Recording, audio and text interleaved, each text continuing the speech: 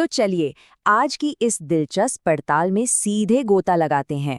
आज हम जिस लोक कथा का विश्लेषण करने वाले हैं ना, वो सच में आपके रोंगटे खड़े कर देगी। The legend of the fish eating ghost. इस कहानी में हम देखेंगे कि कैसे एक शांत और साधारण सा दिखने वाला नदी का किनारा अचानक एक भयानक मनोवैज्ञानिक खेल का अखाड़ा बन जाता है। एकदम तैयार हो जाइए। स्क्रीन पर लिखे इस कोट को देखिए।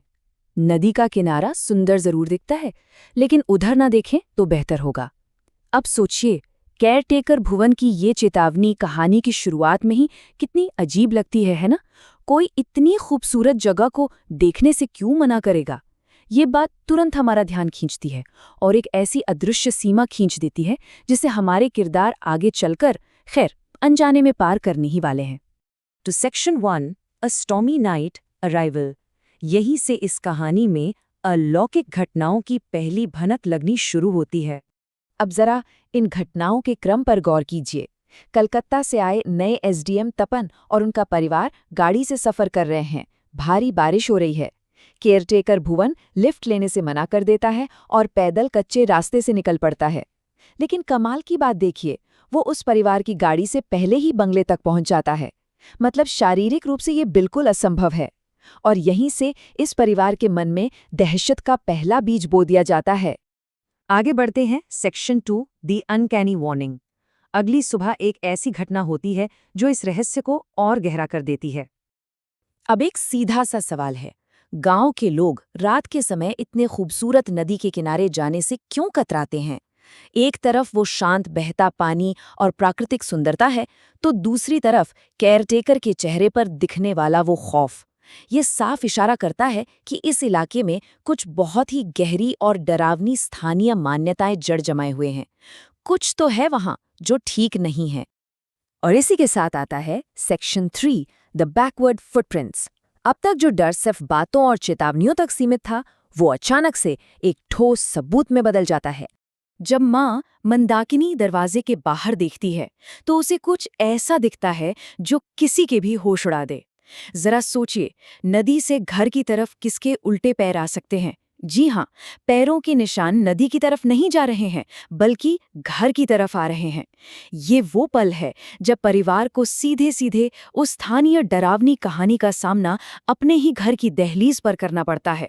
अगर हम स्थानीय लोक कथाओं की बात करें तो उल्टे पैर का सीधा सा मतलब है कोई अलौकिक या बुरी शक्ति। ऐसी शक्तियां जिनके पैर उल्टी दिशा में मुड़े होते हैं। ये कोई आम बात नहीं है।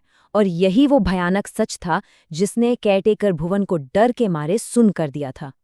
अब सब कुछ एक डरावनी पहेली की तरह आपस में जुड़ने लगा था। अब आते हैं सेक्शन 4 पर, ए मिस्टीरियस एनकाउंटर। कहानी का फोकस अब 16 साल की बेटी सुगंधा पर आ जाता है, जो बाजार जाती है। बाजार के रास्ते में सुगंधा का सामना एक लड़की से होता है। नदी किनारे अचानक दिखने वाली वो लड़की, उसकी बड़ी बड़ी काजल लगी आंखें और मछली खाने की वो अजीब सी जिद। जैसे ही कोई टोकता है, वो पलक झपकते ही गायब हो जाती है। अगर आप लोक कथाओं को करीब से जानते हैं तो आप समझ जाएंगे कि एक बहुत ही क्लासिक तरीका है असली हॉरर शुरू होने से पहले मासूमियत का भ्रम पैदा करके शिकार को फंसाना। Section 5, the ghosts demand. अब देखते हैं कि दहशत अपना असली रूप कैसे दिखाती है जब सुगंधा अंधेरे में बाजार से मछली और मिठाइयां लेकर लौट रही होती है।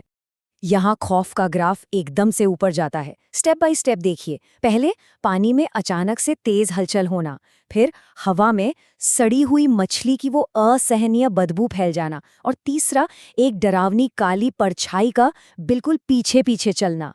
ये सारे संवेदी विवरण बहुत ही शानदार ढंग से रचे गए हैं। एकदम ऐसा लगता है जैसे कोई धीरे धीरे अपना फंदा कस रहा हो।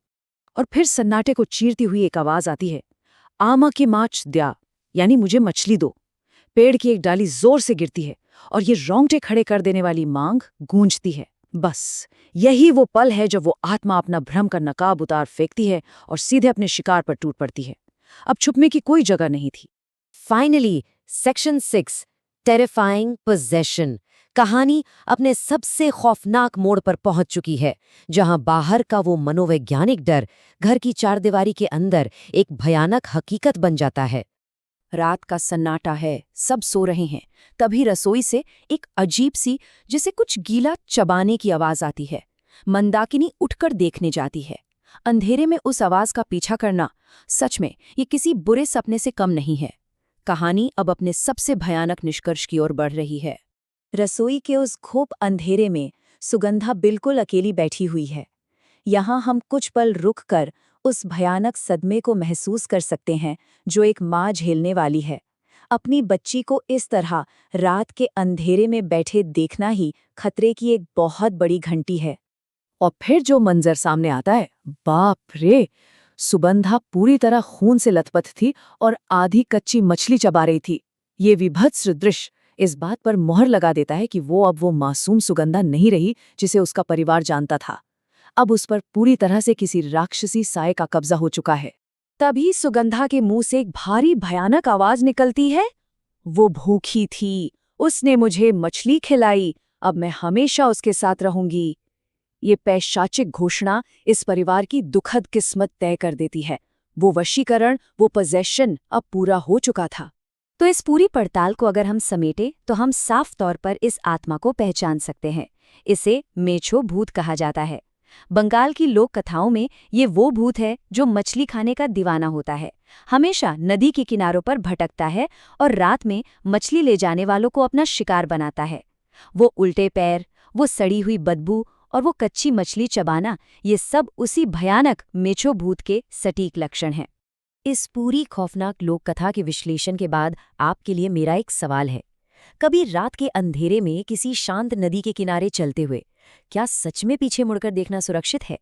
ये एक ऐसा सवाल है जो शायद रातों की नींद उड़ा दे।